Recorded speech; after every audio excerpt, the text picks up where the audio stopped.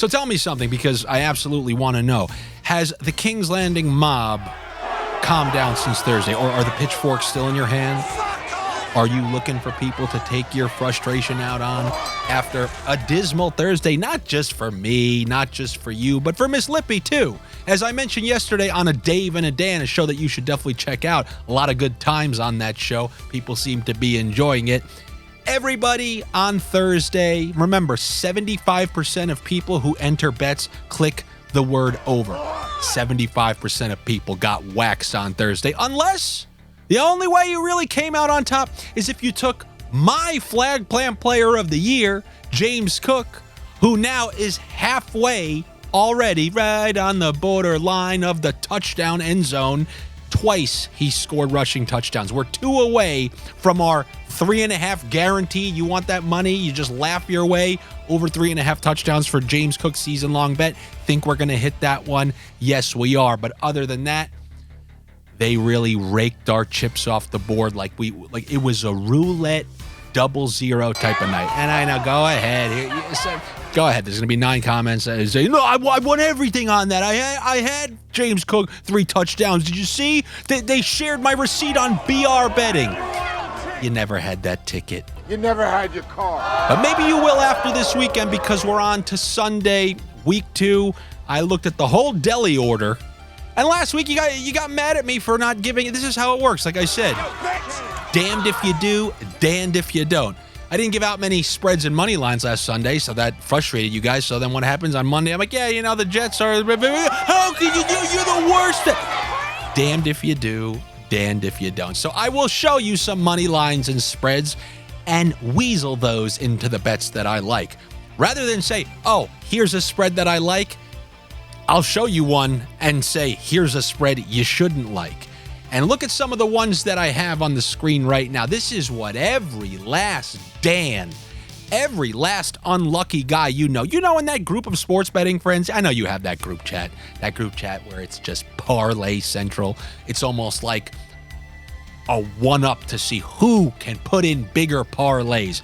In that group chat, there's that one guy who's considered the mush. He's considered the unluckiest guy. And on your screen, as you can see, 99% of people are on the LA Chargers to take out the Carolina Panthers because they have just that classic donkey led by a carrot on a stick mindset. Did you see Carolina last week? Did you see them against New Orleans? And then the Chargers? They beat up on the Raiders. They're just going to kill Harbaugh defense, the running. Did you see Dobbins? All right, yeah, come on, give me the Chargers by the spread. Yes, my initial thought is the same of you. Oh, yeah, they should win this game. This just now reeks to me of like, okay, some weird-ass punt return, something. Watch the Chargers win by a field goal, win the game, keep the good vibes, the good record, but all the sports bettors lose. So while I would never in a million years take the Chargers, and even if they cover, doesn't matter. I know I play Minesweeper. I put a flag on it, and I go, there might not be a mine under there, but I'm putting a flag just in case. I have ways for you to make money on that game if you're one of those 99% right now. It's fine. It's fine. Then do this. If you think they're going to kill him, do this. Which running back went off last week? J.K. Dobbins. I already got his prop. Well, you should remove it from the cart, because if you think they're going to kill them, one of my favorite bets on the day, J.K. Dobbins is coming off a torn ACL, MCL, then came back and in week 1 tore his Achilles. He's clearly on a managed workload. Last week looked like an infinitely more dynamic runner than 32-year-old Gus Edwards. Yet somehow, Gus Edwards had one more carry. And that's because Dobbins' workload is clearly being managed. If you think they're even going to come close to blowing them out, who do you think is getting the useless carries that doesn't do anything? They are automatically going to win the game. That's all Gus Edwards, who has the lower rushing total. Give me the over on Gus Edwards' rushing total, and then also bump it up a little bit and give me the alt over as well, along with the over 10.5 rushing attempts. If this game gets out of hand and they destroy them like the Saints did you see who was getting all the late work in that game? Jamal Williams. And this week's equivalent would be Gus Edwards. J.K. Dobbins is going to be like maxed out at like 12 carries. You just can't give a guy with that many injuries, who's actually crucial to this team's success as their lone dynamic running back, because his top speed was amongst the best in the NFL last week. You just cannot lose a guy like that if you're trying to win in the fashion that Harbaugh's winning. So give me the overs across the board for Gus Edwards. And now looking back at this list, what else is on the list? Are you doing it? You betting on Lamar? 10 days rest? Come on, man. They're playing Did you see the Raiders? Did you see that punt? They got a bad analytics team. Come on, I'm taking. No. I'm taking them. -8.5. 9. I'll take -12.5. Go ahead, do it. Maybe you're right. I tend to think they are going to beat them down. I don't have faith in Gardner Minshew, but didn't he beat them? Was it last year with the Colts? Didn't he go into Baltimore last year, taking over for Richardson? And maybe they lost by like 3 points, or they even won the game. But if you think they're going to win, how are they going to get there? One thing this week, every week too, you can go back the last couple of years if you have been following my content, one of the terms that I hate the most, content. You see girls going to the beach, these quote-unquote influencers. They go, no, I'm gonna create some content over there. Oh, you mean take pictures at the beach? That's what my mom was doing in 1997. She was creating content when we go into the attic, pull out the photo albums, open it. She goes, check out the content we made in the 90s. No, you're going to the beach and you're taking pictures, having a good time. That's not creating content. Don't try to phrase it in a way, no, it's like a job. No, you went to the beach. But if you've been following my content, one thing that you know every single week too, whether you're talking about DFS, sports betting, you name it, week 1 duds equal week 2 studs. Now, the translation for sports betting equals guys who you expect to do well. If they didn't do well, there is a huge benefit from that week 1 poor performance. And that is their total. The line that you saw set at them last week is likely to be at that number or even worse. Look at some of the guys that we were a week ahead of. Look at their totals this week. Remember Devin Singletary over 9.5? What's it at now? 15.5, 16.5? Even in this very game, what's Justice high? Is he still at 7.5? No. Once you see it, now you got to pay for it. So I'm trying to do what we did last week and read between the lines on players who, they only didn't hit that because of this simple reason. And one of them here in this game is Zay Flowers, over 48.5 receiving yards. If you watch that game against the Chiefs, he had plenty of looks. What do you have, 5 catches? They just happen to be very short. We've seen him have huge games in the past. I mean, he's building on that rookie year. He looked very good. He looked very fast last week. But the Chiefs have a really good defense. This is a known thing. But we have this is a 48.5 yard receiving total. And who's he competing with for targets? Rashad Bateman? Then you have Isaiah Likely, who had a great week 1. We'll see if he follows it up. But a second guy on this team who has an extremely low receiving total, and Dave talked about it yesterday because he really liked the touchdown price that he could find on him. But Mark Andrews, over 38.5 receiving yards. 38.5. A week and a half ago, he was considered like the 3rd best tight end in the league. He was being drafted as like the 2nd fantasy tight end, 3rd fantasy tight end. Now he's just a bum. Why? Because a great defense, as you saw, bracketed him all game, made the point of the defense to take out Mark Andrews. You think they haven't been reading those articles? You think, is Andrews the 2nd best tight end? They'll find a way to get him some yards, and they don't even have to find that many. 38.5? Always say in your head, if 7 days ago I would have jumped at this, then you're allowing yourself to get confused by 1 week. One of my best pieces of advice in DFS was always, whatever you just saw, take all those memories, and this is how it works in the NFL. This is an NFL particular rule. Flush every single memory you've ever known down the toilet. The Eagles can lose to the worst team in the league on Monday Night Football like they did when they lost to Taylor Heineke and the Redskins, and then come out and beat the best team in the league. That's just how it works. NFL is a wacky-ass sport. I'm not going to be too influenced from what I saw with Likely and Andrews. They made a point to take Andrews out of the game. Everybody saw that. Now they'll probably try to take Likely out of the game. Andrews will have his opportunities. I'm going over 38.5 receiving yards. And if you want to build the same game parlay and you need a 3rd leg to make it a ticket, then give me the over on Derrick Henry's rushing. I don't know if that's chalky, but you're talking about a near double-digit favorite. And he, once again, just like last year, just like pretty much the last 5 years, he's a game script-dependent running back. If they're up, he'll get a ton of work. He'll probably get a touchdown. If they're trailing like you saw last week, he'll be on the field for under 50% of snaps. So always ask yourself with Henry, DFS, fantasy, sports betting, how much are they going to be up by? If you ever see the Ravens up by 10 points in this game, I think some of those Henry overs are looking quite nice. So give me the over on Derrick Henry's rushing yards. So 3 sniffs within that one game. So you can take the Ravens by 8.5 at the pizzeria if you truly want with the 88% of other donkeys. You want that warmed up? Or you can just go find some nice thin cut slices in there like those 3 props that I just gave you. And then if you look further down the charts, you will see another game that is drawing people's attention. A lot of Dan's will be on this one, but remember how over the summer Josh told us about paying the Yankee tax? If you bet on the Yankees, you got to pay a worse price. Same thing with the Toronto Maple Leafs in the NHL. You bet on Toronto, you have to pay a worse price because of how many people bet them. That's obviously the Cowboys in the NFL. So you can be one of the 80% of people betting on the Cowboys. You know, come on, what, 6 points over Derek Carr?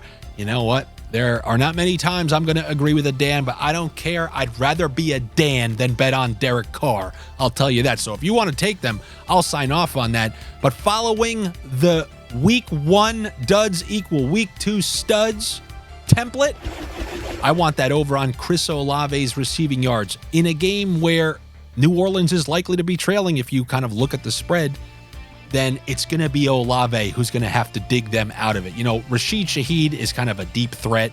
He gets 1 or 2 deep looks every single game. It was that way last year, too. There's no Michael Thomas this year. I mean, the amount of targets that Olave is going to get in games that they're trailing. Just go back and look at last year. Games where Carr had to throw, ton of targets for Olave. He wasn't needed week 1. They immediately came out and crushed the Panthers, so they can kind of just, the same reason they pulled Kamara from the game. There was no reason to pepper Olave with targets. The beautiful thing about that is it keeps his totals low.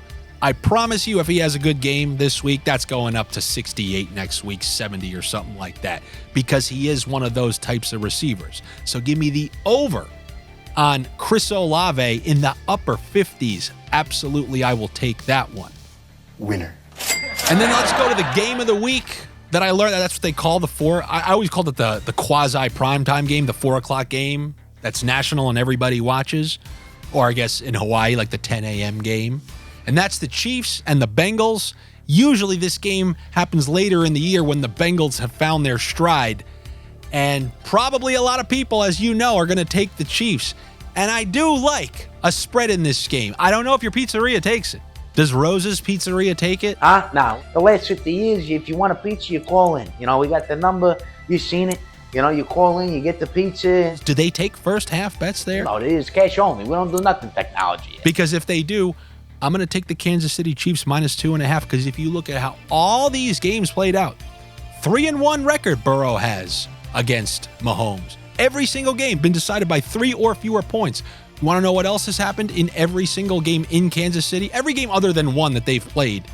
Kansas City comes out and puts a ton of points up in the first half, and then the Bengals, they end up coming back somehow in the second half, and they've won 3 out of the 4 games between these 2 quarterbacks. But Burrow has been really bad in the first month of all these seasons. The Bengals have been really bad. There's going to be no T. Higgins. Kansas City has had 10 days to prepare. I'm not taking them for the full game. Just give me the first half. Kansas City coming out well prepared. You know Andy Reid's record after a bye and all that stuff. Well, this is kind of a semi-bye, 10 days to prepare for a team that just lost at home to the Patriots. Now, usually when you stack up evidence like that, the donkey play is taking that team. But I'm not taking them -6. I'm taking them -2.5 for the first half. And until I see a number that I deem worthy of his talent, I'm going over once again on R.Rice receiving. I don't care if it's Michael Thomas-esque, where it's more because of the system and it works perfectly and suits his talents. As long as he's there and Hollywood Brown is on IR, he is the guy who's going to move the ball in a Patrick Mahomes offense. His total starts with a 6. I'm taking the over on it. So give me the over on R.Rice receiving.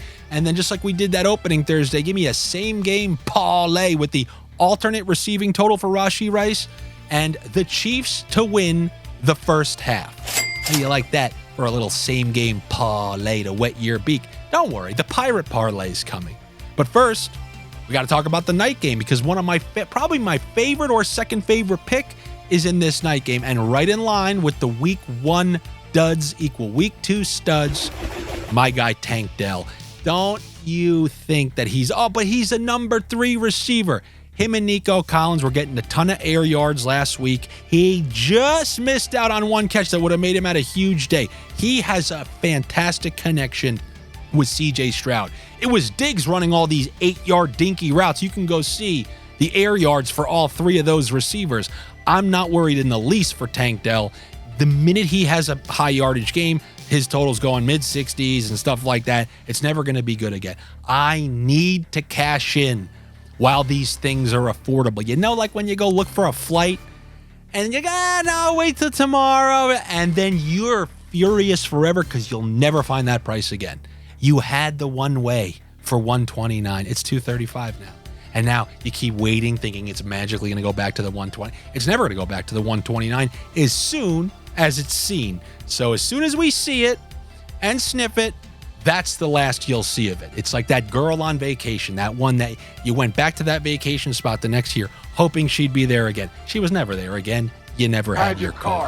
And now it is time for the Pirate Parlay. But maybe should I give you 2, like a Pirates of the Caribbean sequel? Why don't we start with the first one, and they're all going to revolve around my kind of favorite play of the day, Tank Dell. Let's go with the alt receiving 60 yards for Tank Dell. Then the Zay Flowers, 70-plus yards. And if my sniff is correct, 15-plus rushing attempts for Gus Edwards. How are those returns on an opening Pirates movie? Maybe the sequel won't make so much, but Tank Dell is going to be one of our stars regardless. We brought him back to the franchise, and that's 70-plus for Tank Dell, over 65.5 for Chris Olave, and then over 75.5 for R.Rice, plus 1421. That is what I have for you here on this Week 2 Sunday. Hey, good luck to you. Better luck to me. You got to do it, man. You got to help people find my channel. Do you want to be a greedy, miserable prick and keep everything to yourself? Did you recently find this and say, wow, I'm kind of enjoying that? Don't you want to share that with somebody else like you who maybe will like it as much? I already told you, bad sports betting karma comes to you if a sports bettor asks another sports bettor a favor. You decline a favor for another sports bettor? Let's see how those bets work out for you tomorrow. So do me a favor, like, comment, subscribe to the channel, and then come join the Patreon. I mean, somebody just found my channel and joined the Patreon right away. I really do appreciate that. That's a quick level of like Jennifer Lopez trust. And then he's like, so what do we do? I said, look, man, I'm not a pro sports bettor. I'm not a financial advisor. I was a guy who lived in LA pursuing a career in the arts. So you don't have to worry about it. I did a whole episode on money management, how I said, don't trust me with your money. Look behind me. Look what I spend money on. So he actually was like, you know what? That's honestly a relief. I just wanted to see some picks, and I'm glad that I can just do what I want with them. That's what we got there. I post my stuff. It's been out. Like, these picks have been up there for days. There are chat rooms. They discuss bets in other leagues, stuff that I don't even bet and talk about, though the sniffers are all exchanging wacky-ass parlays in there. It gets very entertaining at times. Obviously, I feel like even many more people will be returning once hockey starts in a few weeks. I look forward to seeing you there. If not, no worries. I will see you tomorrow for some Monday Night Football. Take it easy. Good luck, and may the rats be with you. And also with you.